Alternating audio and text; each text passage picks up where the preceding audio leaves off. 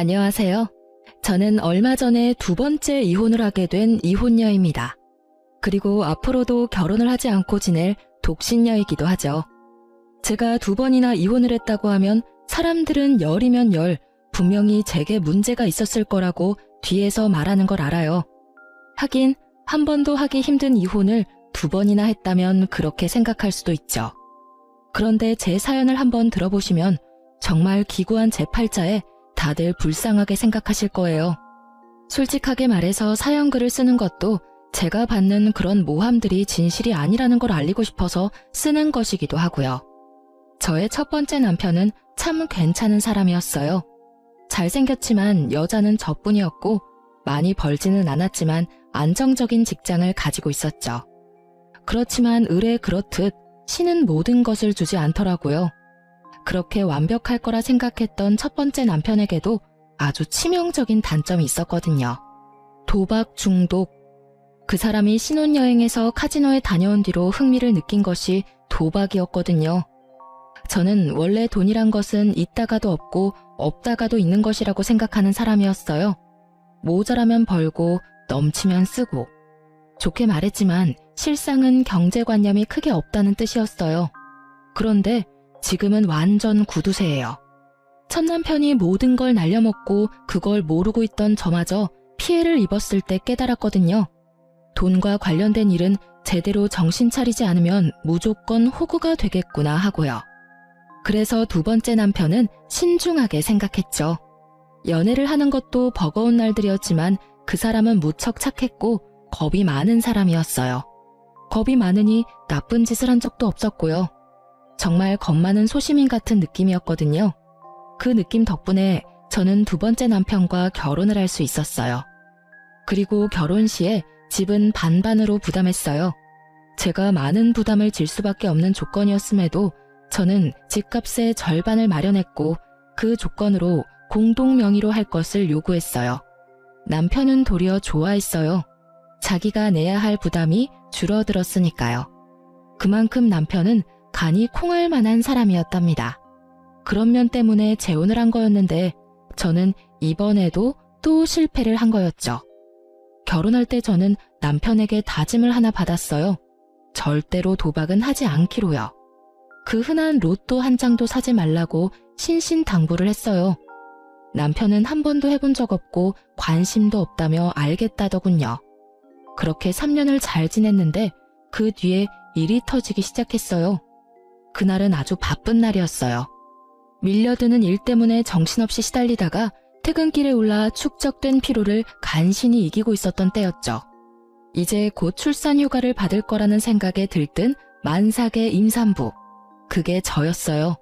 그리고 친구에게 연락이 온 건 출산 휴가를 일주일 앞둔 날이었어요. 뭐해? 퇴근하는 길이야? 요새 연락 뜸하더니 잘 지내? 웬일이야? 먼저 연락을 다 하고. 저의 절친이자 초등학교 동창인 친구였어요. 남자이긴 했지만 어릴 때부터 여성스러운 느낌의 친구라 여자애들하고도 잘 지내는 아이였거든요. 제 결혼식에 와준 친구 중에 남자였던 친구는 이 친구뿐이었어요. 나 좀 걱정되는 일이 있어서 전화했는데 내가 이거 이야기해도 되나 모르겠어. 혹시 너네 남편 주식하는 거 알아? 주식?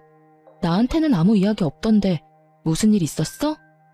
아니, 네 남편이랑 저번에 술자리에서 친해져서 전화번호 주고받았잖아. 그런데 요새 계속 좋은 종목 있으니 투자할 거면 자기한테 말하라면서 전화나 문자를 넣더라고. 딱 잘라내기 뭐해서 지금은 생각 없다고 했는데 그게 잘못이었는지 이제는 연락 와서 왜 주식을 해야 하는지를 나한테 설득시키더라고. 주식 이야기에 가슴이 덜컥 내려앉았죠. 남편이 저 몰래 그런 일을 하고 있을 거라고는 생각을 못했거든요. 친구와의 전화를 끊고 저는 집에서 남편을 기다렸어요. 이제 와? 나 당신한테 할 말 있는데 한 가지 물어봐도 돼? 어? 물어봐. 무슨 일인데 이렇게 각을 잡아? 당신 혹시 주식해? 아, 그것 때문이야? 주식해. 여태까지 모은 돈 끌어다가 주식에 다 넣었어. 그 돈을 다? 주식은 도박이랑 다르기는 했지만 걱정이 되는 건 어쩔 수 없었어요. 주식도 눈만 떼면 다 잃어버리는 일이었으니까요. 모아둔 돈에 반만 넣어서 하지 왜 다 넣어버렸어? 푼돈으로 하면 푼돈밖에 못 벌어. 우리 애도 곧 태어나는데 돈 좀 벌어야지. 여보, 나는 돈 많은 것보다 안정적인 게 제일 좋아. 그러니까 반 정도는 다시 회수하는 게 낫지 않을까? 괜찮아. 다 잘 될 거야. 친구 녀석도 돈 많이 벌었다고 했거든.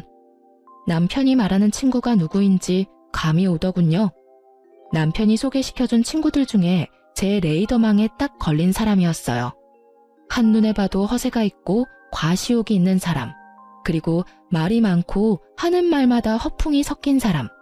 사기꾼 같아 보이는 남자였는데 하필이면 그런 남자의 말을 듣고 주식에 입문했다니 저는 걱정이 이만저만이 아니었어요. 곧 태어날 아이 때문에 돈이 많이 모자란 상황이었고 제가 받을 육아휴직 급여는 모두 집 살 때 끌어다 쓴 대출금으로 나갈 예정이었거든요. 남편 월급으로 살림을 꾸려나가야 하는데 주식을 하고 있으니 나 다음 주부터 출산휴가야. 한 달이면 아이 태어나. 그리고 내가 받는 육아휴직 급여는 대출금으로 다 나가는 거 알지? 일단 한 달에 100만 원은 꼬박꼬박 나한테 줘야 해. 그래야 애도 키우고 살림도 하지. 저는 남편에게 부탁했어요. 월급 중에 다른 건 모르겠고 100만 원은 꼭 나에게 달라고요. 생활비가 없으면 어떻게 할 수 없잖아요. 그랬더니 남편이 걱정하지 말라고 하더군요. 걱정이 안 될 수가 없었지만 일단은 주의하며 남편을 살폈어요. 그리고 남편 월급날마다 남편에게 생활비부터 달라고 닥달했어요.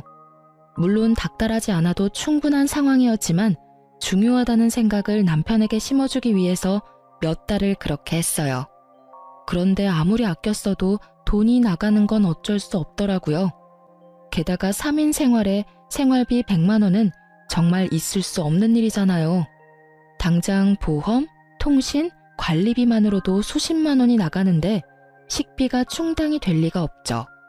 저는 남편에게 생활비를 더 늘려달라고 했지만 남편은 난색을 표하며 안 된다고만 할 뿐이었어요. 그렇게 전전긍긍하던 제게 좋은 생각이 났어요. 곧 있을 시부의 생일에 남편이 주식에 넣은 돈을 토해내도록 만들기로 한 거죠. 제가 시부 생일을 이야기하면서 뭘 준비해야 할까 물었더니 남편은 자기는 바쁘니 알아서 준비하라고 하더군요. 저는 알겠다고 말하고 아무것도 준비하지 않았어요. 준비하는 척만 했죠.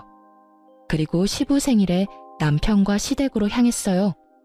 남편의 형과 누나가 아버지 생일이라며 옷이며 지갑이며 현금을 갖다 바칠 때 저는 그냥 멀뚱멀뚱 쳐다보고 있기만 했어요. 그러자 남편이 제 옆구리를 툭툭 치더군요. 준비한 선물을 빨리 내놓으라고요.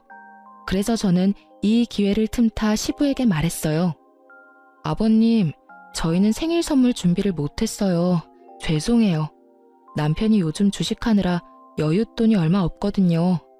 저도 육아휴직 중이라 돈도 많이 못 받는데 애 키우니까 돈이 많이 나가서 어쩔 수 없었어요.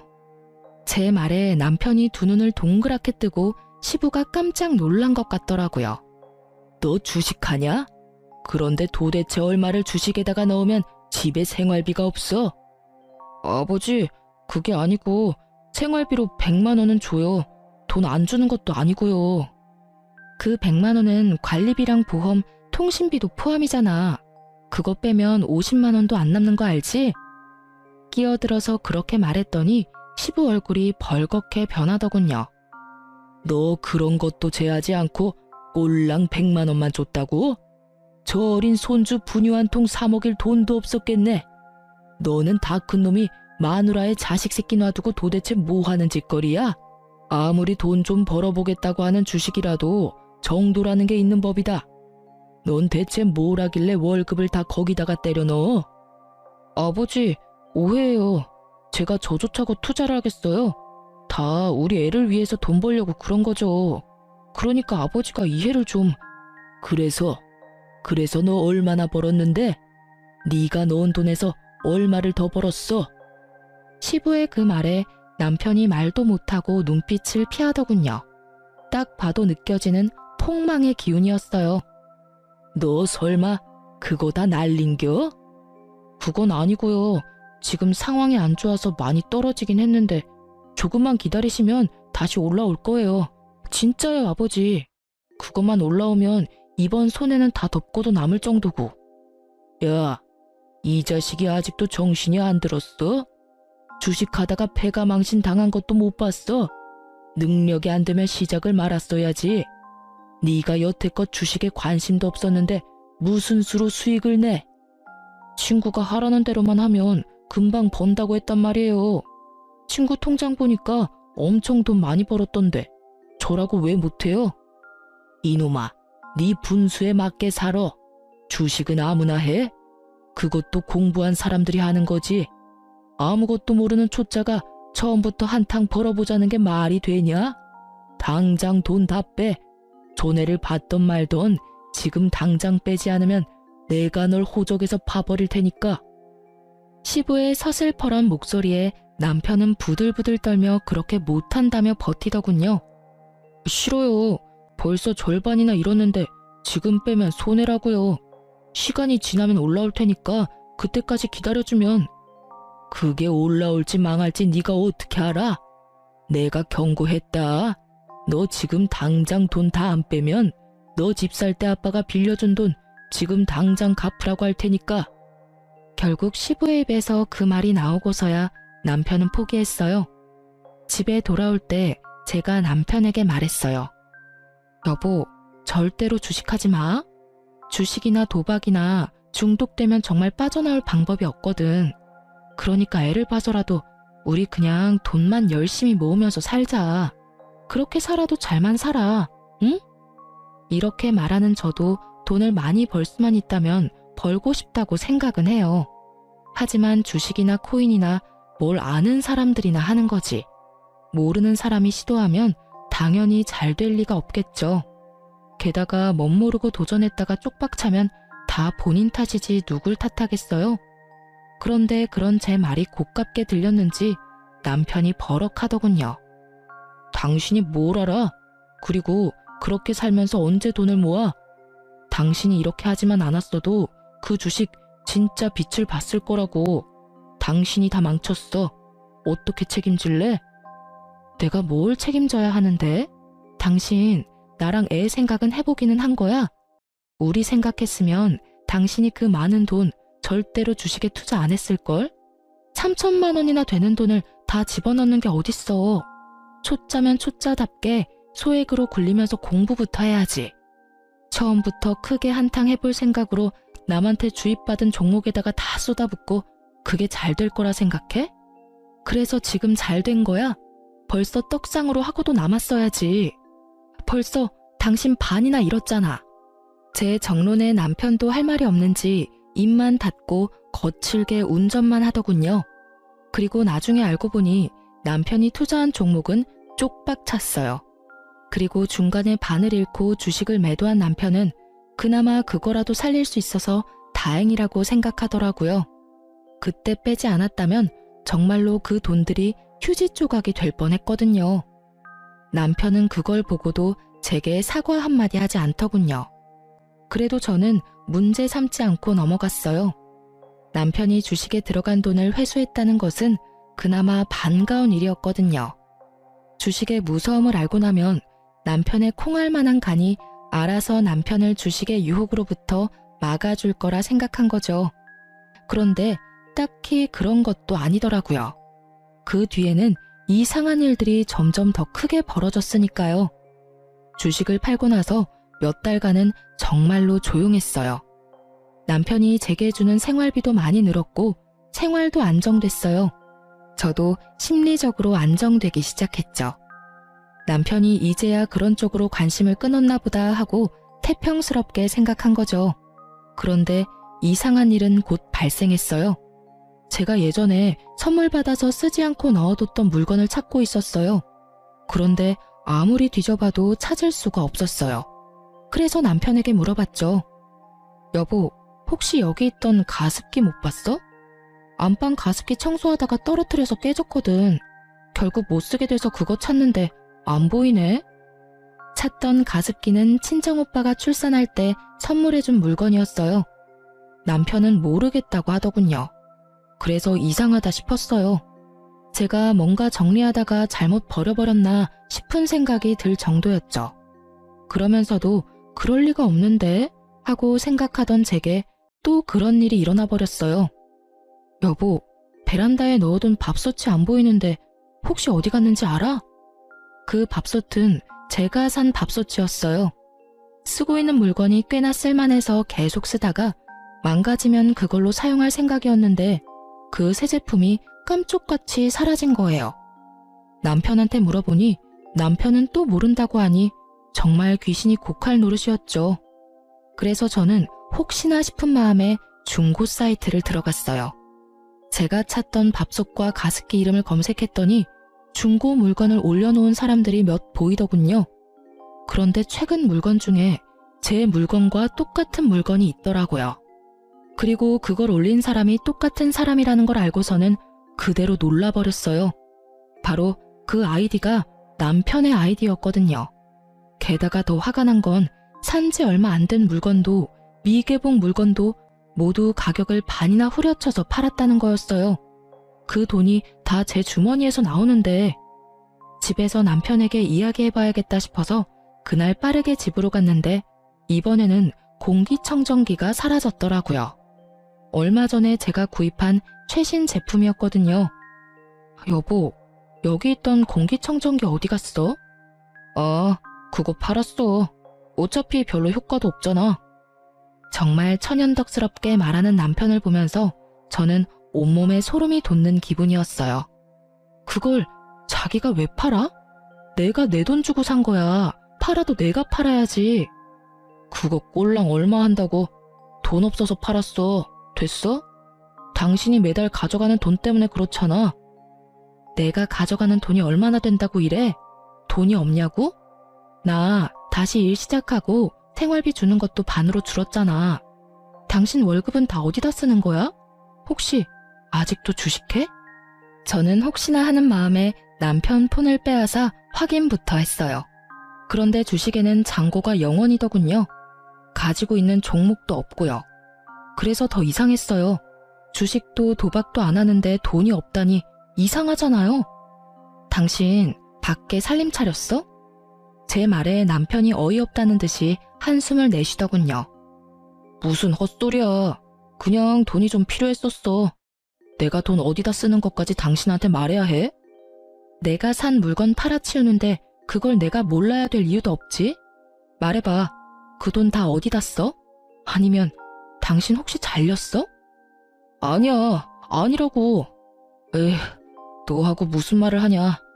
됐어. 말해보라고. 당신 가습기랑 밥솥도 당신이 갖다 팔았지? 그래, 내가 했다. 됐냐? 돈도 얼마 안 되는 거 팔았다고 생색은. 나중에 갚아주면 될 거 아냐. 그렇게 말하면서 남편이 기분 나쁘다는 티를 팍팍 내면서 밖으로 나가버리더라고요. 그리고 그때 친정엄마에게 전화가 왔어요. 너 잘 지내고 있니? 응, 엄마 무슨 일로 전화했어? 바쁜 일 아니면 내가 다시 전화할게. 바쁜 건 아닌데 네가 꼭 알아야 될 일이라서 전화했는데. 무슨 일인데? 이서방이 좀 이상하지 않니? 얼마 전에 뜬금없이 우리 집에 찾아와서 돈 좀 있냐고 묻더라고. 무슨 일로 그러냐고 했더니 투자를 해주겠다고 하던데. 아무래도 너 첫 번째 결혼해서 그런 일로 이혼했으니까 좀 걱정돼서. 뭐? 투자? 그제야 남편이 뭘 하려는 건지 알게 됐어요. 도박도 아니고 주식도 아닌 투자. 당시 유행 중이던 코인이었죠. 설마 돈 빌려줬어? 돈을 왜 빌려줘? 나 돈 없다고 했지. 그런데 이서방 괜찮긴 한 거니? 모르겠어. 일단 알겠으니까 끊어봐. 혹시라도 아빠나 오빠한테도 잘 말해도 절대로 돈 주지 말라고. 저는 열이 받을 대로 받았어요. 제가 왜 첫 번째 결혼에 이혼했는지 다 아는 남편이 저뿐만이 아니라 제 친정까지 끌어들이려고 했다는 생각에 엄청난 배신감을 느꼈거든요. 저는 남편에게 문자를 보내서 당장 집으로 돌아오라고 했어요. 돌아온 남편은 못마땅한 모습이었고 저는 가까스로 분노를 참으며 대화를 시작했어요. 당신 우리 엄마한테 돈 있으면 투자해주겠다고 했다면서? 그래, 어차피 당신한테 이야기하면 말 시작도 못하고 끊어냈을 거잖아. 그러니까 장모님한테 먼저 말 꺼냈지. 당신 정신 나갔어? 내가 왜 저번 남편이랑 이혼했는지 몰라서 그래? 도박 중독이었다며. 그거랑 나랑 무슨 상관인데? 내가 언제 도박장 들락날락거렸어? 그 사람은 돈 갖다가 불법적인 일에 퍼부은 거고 나는 주식이랑 코인이라는 합법적인 일에 쓰고 있잖아. 코인이랑 주식이 불법이냐? 내가 말했지. 아무것도 모르면 당신이 가지고 있는 소액부터 시작하라고. 그런데 우리 엄마한테 돈을 빌리려고 했잖아. 거기서부터가 문제인 거라고. 그리고 도박이랑 주식 코인이 다르긴 왜 달라? 똑같아. 소액으로 허용 가능한 범위 내에서 하는 건 다 합법이지. 그런데 당신이 감당 못할 금액으로 다 퍼붓고 집안 세간살이까지 팔아가며 하는 건 중독이야. 도대체 코인은 누가 가르쳐 준 거야? 코인도 그 미친놈이 하라고 하든? 그래? 그래, 그 친구가 알려줬다. 왜? 그래서 뭐가 문젠데? 당신한테 손 벌린 적 없잖아.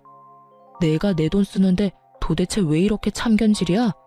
아, 진짜 열받아서. 그리고 도움 하나도 안 되는 당신보다 훨씬 도움되는 친구가 그 친구거든? 내 친구 욕하지 마. 잘하는 짓이다. 친구 이야기는 그렇게 새겨들으면서 집안에 있는 돈은 있는 돈 없는 돈 다 끌어다 탕진하면서 와이프 말은 귓등으로도 안 듣지? 정신 좀 차려. 제가 아닌 친구를 감싸는 남편 놈을 보며 저 인간이 제정신인가 하는 생각이 들더군요. 지금 뭐가 문제인지를 전혀 모르고 있더라고요. 전 남편이 보였던 얼굴과 똑같은 얼굴, 똑같은 눈빛을 하고서요. 제발, 제발. 당신 진짜 중독이야. 이러다 나중에 어떡하려고 이래. 저는 거의 울부짖듯이 남편에게 소리쳤어요. 이 결혼만큼은 망치고 싶지 않았어요. 그래서 부탁했는데 돌아오는 말이 제 예상과는 달랐어요. 내가 왜 중독이야? 당신 전 남편 같은 사람이 중독이지.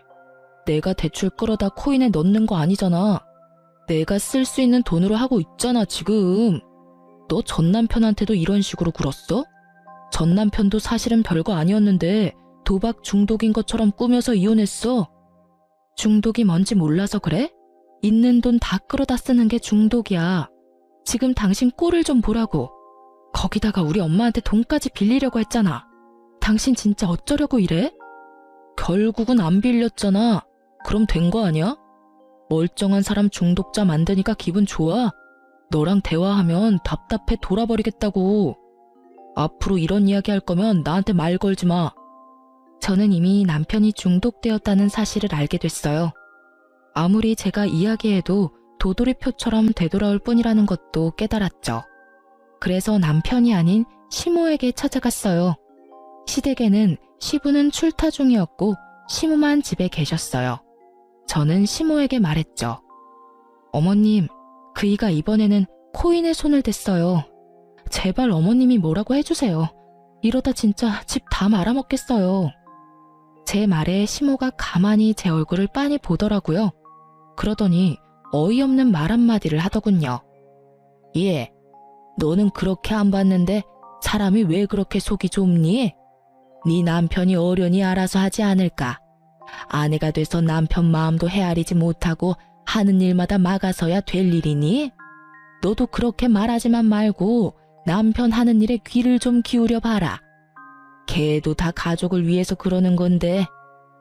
어머님, 가족을 위한 일이라도 잘못된 방법이에요. 게다가 지금 집에 있는 세간살이도 다 팔아서 코인 할 돈까지 모으고 있다고요. 이게 정상이에요? 어머님이 따끔하게 혼내주셔야죠. 내가 왜 그래야 하니? 그럼 네가 말해봐라. 돈 한 푼이라도 더 벌려고 저렇게 고생하는 아들한테 내가 뭐라고 말해야 되겠니? 시모의 그 모습에 저는 안 되겠다는 생각이 들었어요. 부모가 저 모양이면 남편은 돌아올 가능성이 거의 없었죠. 시부라도 있다면 모를까. 그렇지만 지금 당장 시부는 없었죠. 어머님이 안 해주실 거면 아버님께 부탁할게요. 넌 그렇게 말을 못 알아듣니? 이제 그만 좀 설치고 다녀. 너 때문에 우리 아들 그렇게 눈치 보며 사는 거 내가 모를 줄 알아? 난 절대로 그렇게 놔둘 생각 없어. 꼬우면 네가 나가. 우리 아들 이래라 저래라 조종할 생각 말고. 시모의 말이 선을 넘었다는 것을 알았어요. 결국 저는 다시 한번 이혼을 생각했죠. 하지만 솔직하게 말하자면 저는 2번의 이혼으로 제가 받을 사람들의 눈총이 너무도 큰 걱정이었어요. 남편을 바꿀 수 있다는 생각은 전혀 없었어요. 왜냐고요? 전 남편 일에서 깨달았거든요. 사람 고쳐 쓰는 거 아니라고. 중독은 절대로 못 고친다는 거요. 아시죠? 도박하는 놈은 손모가지 날아가도 한다는 거. 그 말 그대로예요. 중독이 되면 눈에 뵈는 게 없어지거든요. 저와 함께 살며 제가 산 물건들까지 내다 팔 정도면 이미 눈에 아무것도 보이지 않게 된 거죠. 그리고 이때쯤 되면 손절이 답이고요. 저는 집으로 돌아와 남편에게 단호하게 말했어요. 나 당신하고 이혼할 거야. 나는 할 만큼 했고 참을 만큼 참았어. 당신이 가진 코인이 얼마나 잘 될지 나는 상관 안 해. 그게 얼마나 뻥튀기 되든지 간에 나는 그 돈 필요 없으니까. 지금 당신이 나한테 이혼하자고 한 거야? 그래, 내가 하자고 한 거야. 나 더 이상은 못 참으니까. 딴 건 바라지도 않아. 재산 분할 같은 건 다 필요 없어. 다만 이 집, 공동명의고 집값도 내가 반 부담했으니 집값 반은 나한테 줘. 처분을 해도 되고. 당신 지금 뭐 잘못 알고 있는 거 아니야? 당신이 먼저 아무 잘못 없는 나한테 이혼하자고 한 거야. 내가 바람을 피웠어. 당신을 때리기를 했어.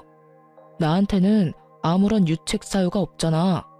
잘못한 게 없는데 왜 내가 당신한테 위자료를 지급해?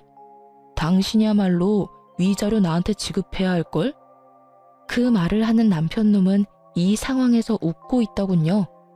자기 생각으로는 자기가 잘못한 게 없으니 위자료도 자기가 받을 거라는 착각을 하고 있더군요. 그 착각을 바로잡아줄 생각도 하지 않았어요. 이미 돈에 눈이 돌아갔더라고요. 그 돈을 코인에 집어넣을 생각으로 가득 찬 남편놈을 보니 씁쓸하기도 하고 착잡하기도 하고 짜증이 나기도 했어요. 이번에도 망쳤다는 생각부터 저놈은 뭘 믿고 저렇게 당당한가 싶은 생각까지 들었죠. 맘대로 생각해. 나는 내 권리 주장할 거고 이혼 소송도 필요하면 할 거야. 당신 얼굴 더는 보기 싫으니까 나는 친정에 있을게. 저는 그렇게 말하고 집에서 나왔어요. 그리고 그날 이후로 남편놈은 열심히 돈을 빌리러 다니더군요. 카드부터 시작해서 제가 하지 말라고 했던 자동차 담보대출까지 받았더라고요. 애 물건 놔두고 온 게 있어서 2주 만에 집에 갔더니 수북하게 쌓여있는 고지서부터 시작해서 텅 빈 집안이 보이더군요. 이미 팔 수 있는 건 다 팔아먹었더라고요. 가격이 나가는 건 전부 다요.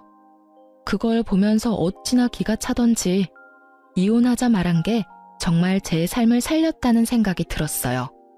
저는 집만 챙겨서 밖으로 나왔고 전화 한 통을 받았어요. 남편 사촌 형님이었어요. 네, 안녕하세요. 어쩐 일로 전화까지. 아니, 내가 좀 급해서 그런데 저번에 빌려준 돈 돌려주면 안 될까요? 갑자기 돈을 돌려달라니 당황했죠. 네? 무슨 돈을 말하는 건지. 왜? 그때 남편 통해서 빌려간 돈 있잖아요. 투자해준다고 들고 간 돈 지금 좀 필요하거든요. 죄송하지만 제 계좌로 보내셨나요? 그건 아닌데 남편 앞으로 보냈는데요. 저는 받은 바 없고 투자를 한 적도 없어요. 그런 말을 했다면 제 남편이 가지고 있겠죠. 저한테 전화하셔도 그 돈은 못 돌려받으니 남편에게 말씀하세요. 그치만 돈은 와이프에게 있다고 하던데요. 제 금융기록 보여드릴게요. 전 받은 적 없어요. 그리고 저는 전 남편이 도박 중독으로 이혼해서 주식, 코인, 도박 이런 거 일절 안 하거든요. 만약 투자를 해주겠다고 했다면 제가 아니라 남편이겠죠. 뭐 때문에 제 이름을 빌렸는지는 모르겠지만 좋은 의도는 아니었던 것 같으니 남편에게 꼭 돈 받아내셨으면 좋겠네요. 그렇게 전화를 끊고 나니 정말 참던 화가 폭발하는 기분이었어요. 이 인간이 제 이름을 팔아서 돈까지 빌렸다는 사실이 진짜 참을 수 없었어요. 도박 중독자의 행동으로 피해를 본 저에게 이번에는 코인 중독자가 피해를 주려 한다는 사실이 진짜 웃음이 나올 정도로 어이가 없고 열불나는 일이었어요. 결국 이혼소송 결과 저는 위자료를 받게 됐어요. 남편 놈은 제게 위자료와 집값의 반을 지불해야 했고요. 당연한 수순이었어요. 감당 안 될 만큼의 빚을 코인과 주식에 투자하는 남편을 법원에서 그냥 두고 볼 일 없잖아요. 그런데 막상 남편은 가진 돈이 아예 전무했어요. 제게 위자료를 받을 거라고 생각한 남편 놈이 대출을 미친 듯이 당겨서 받았더라고요. 이 와중에 집이 그나마 멀쩡했던 건 공동 명의였기 때문이었어요. 이름이 두 사람 걸려 있으니 대출 진행이 안 되었더라고요. 찾아보면 공동명의라도 대출되는 곳이 있다고 하던데 그건 몰랐던 것 같더라고요. 하긴 그렇게 하더라도 한 사람 지분만큼만 대출이 가능했겠지만요. 왜 우리 이혼이 당신 잘못이 아니라 내 잘못이야?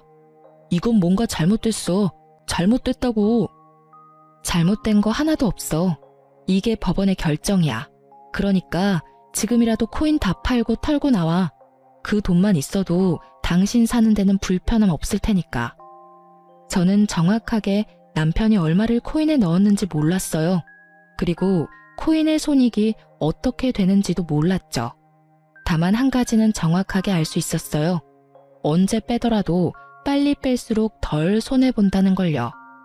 왜냐면 코인이 잘 되면 돈을 저렇게 빌릴 리가 없어요.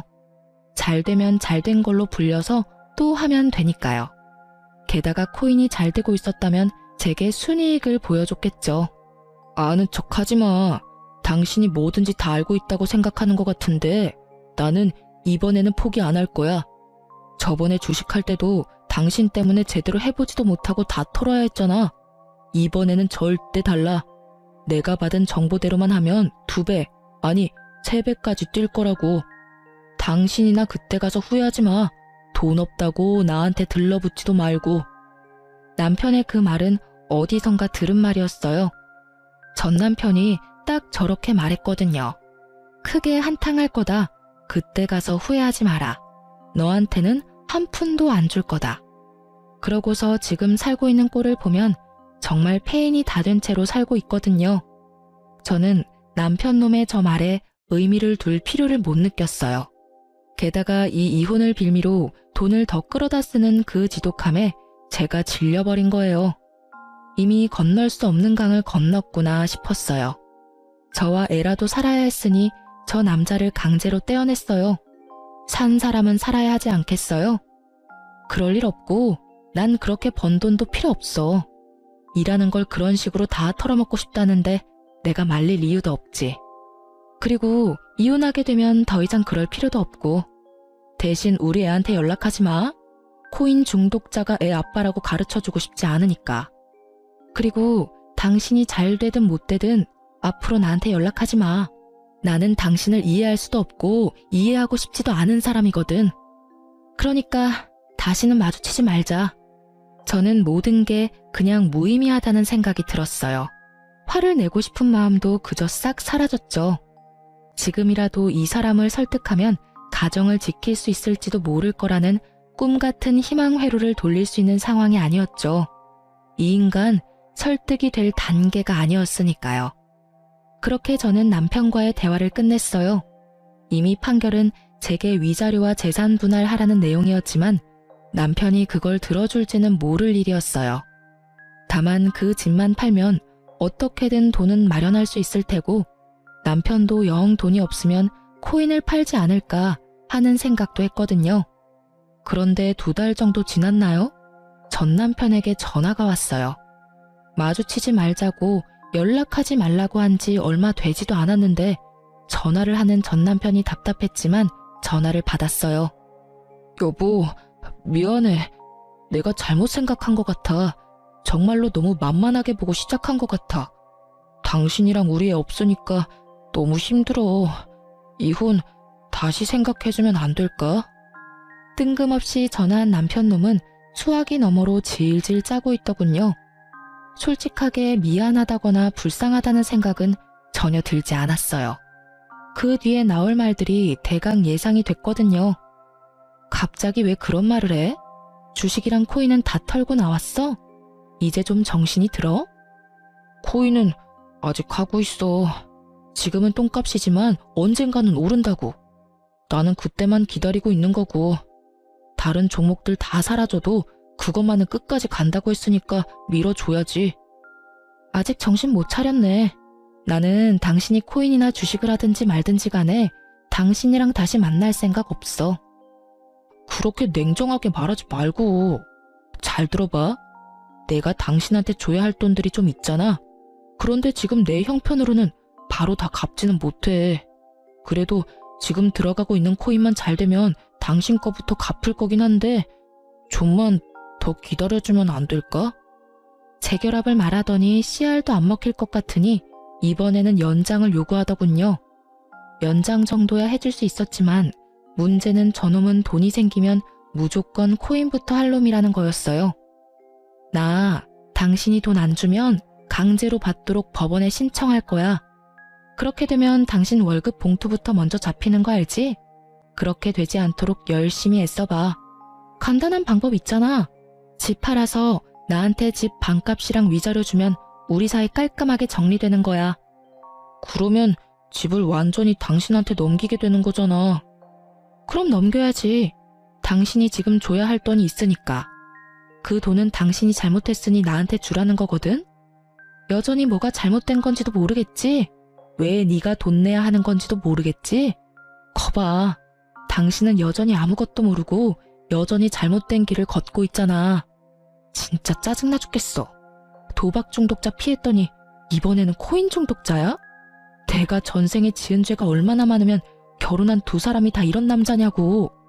결국 화가 나 소리를 빽 지른 저는 지끈거리는 이마를 꾹꾹 눌러댔어요. 절대로 주식 같은 거 안 할 것처럼 생긴 사람도 투자를 하게 되다니. 어디서부터 잘못됐는지조차 감이 오질 않더군요. 그리고 제 화가 꽤나 잘 통했는지 남편놈은 더 이상 연락을 하지 않더군요. 다행이라고 생각했어요. 어줍잖게 아는 척하면서 돈 빌려달라고 할까봐 걱정했거든요. 그런 뻔뻔한 사람은 아니라서 다행이었죠. 그런데 그 뒤로 시부에게 연락이 온 적이 있었어요. 시부는 그나마 남편의 코인 중독을 걱정하던 분이셨는데 제게 전화와서 그러더라고요. 며느라가 내가 아들놈 잡아다가 절대로 허튼지 못하게 단단히 일러둘 건데 다시 집에 돌아올 생각은 없어? 아버님 생각은 고맙지만 안 될 것 같아요. 남편은 이미 제 이야기에는 귀를 기울이지 않거든요. 그놈이 늦바람에 정신을 못 차려서 그래. 내가 단단히 일러두고 정신 차리도록 만들면 하지 말라는 짓은 안 할 거다. 이렇게 헤어지는 건 너한테도 아들한테도 안 좋아. 시부의 걱정은 부모로서 당연한 일이었고 제 입장까지 생각해주는 아주 감사한 일이었어요. 하지만 그런 시부의 노력도 길게 가지 못할 거라는 걸 알았어요. 그리고 시부를 이유로 돌아가봤자 그 집에는 시모가 있잖아요. 열심히 아들 일탈을 도운 시모가요. 아들 하고 싶은 대로 놔두라는 시모의 말이 턱하니 걸리더군요. 죄송해요 아버님. 전 제 아이를 코인 중독자 아이로 키우고 싶지는 않아요. 그리고 가난을 물려줄 생각은 더더욱 없고요. 그러니까 더 이상 제게 전화하셔도 의미는 없을 거예요. 이번 이혼 후에는 죽을 때까지 혼자 애 키우면서 살 예정이거든요. 애 보고 싶을 때는 말씀하세요. 아버님 혼자만 오시는 거면 애 보여드릴게요. 그렇게 말하고 전화는 끊었어요. 그 뒤로 연락이 오지는 않았어요. 시부는 남편의 집을 팔도록 강요했더라고요. 안 팔고 어떻게든 돈을 빼려고 용쓰다가 시부에게 들킨 남편은 결국 시댁으로 다시 들어가게 됐고요. 허튼 생각은 하지도 못하도록 시부에게 감시를 당하며 살고 있다고 하더군요. 그리고 그 이후에 남편을 한번 만난 적이 있어요. 완전히 거짓골이 다 되어 있더군요. 남편은 사무직으로 양복을 입고 회사를 다녔었어요. 그런데 오랜만에 본 그 사람은 작업복을 입고 공사장에서 힘든 일을 하고 있더군요. 저는 제 눈이 잘못된 거라고 생각했어요. 일용직이 돈을 아무리 많이 줘도 남편의 직장만큼 돈을 많이 주지는 않았거든요. 사무직이라도 꽤 잘 버는 직장이었는데 왜 그만뒀나 싶었는데 나중에야 그 사실을 알게 됐어요. 제가 남편 사촌에게 돈 갚으라는 연락을 받은 적이 있었잖아요. 남편은 제 이름을 팔아서 주변 사람들에게 돈을 빌리고 다녔더라고요.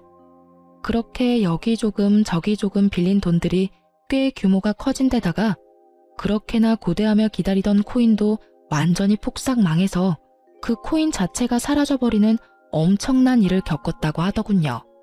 그때 당시에 팔았으면 조금이나마 건질 수 있었을 텐데 결국 기댈 곳이 아예 사라진 남편놈은 가지고 있던 집부터 팔아서 제게 주고 나머지 빚을 갚아야 할 사람들에게는 일을 그만두고 나온 퇴직금을 받아 빚을 갚았다고 하더군요.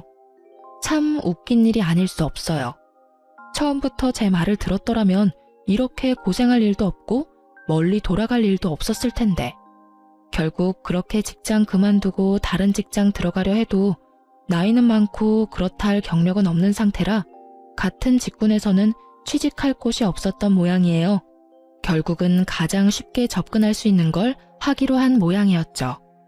세상에 주식이나 코인으로 떡상했다는 사람이 많아질수록 그 밑에 들어가는 이런 소시민들의 돈이 많이 흘러가는 거예요.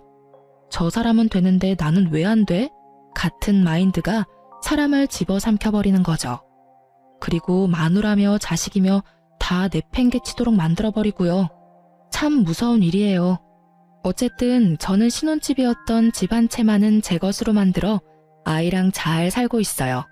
첫 번째 결혼에서는 공동명의 같은 거 없었거든요.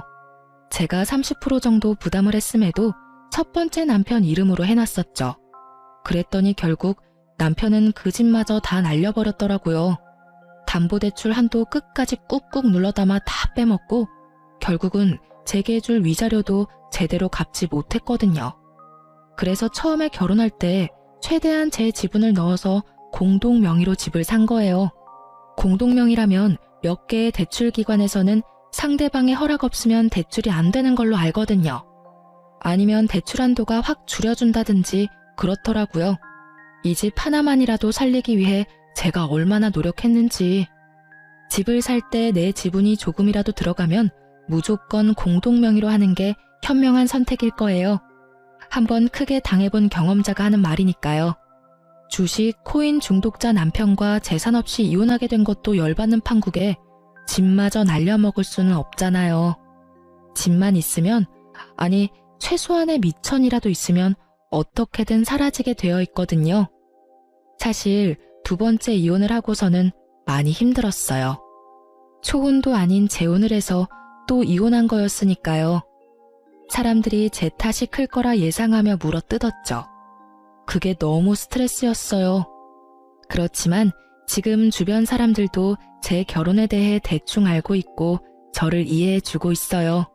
그리고 지금 이 글을 읽어주시는 분들에게도 감사의 말을 전합니다.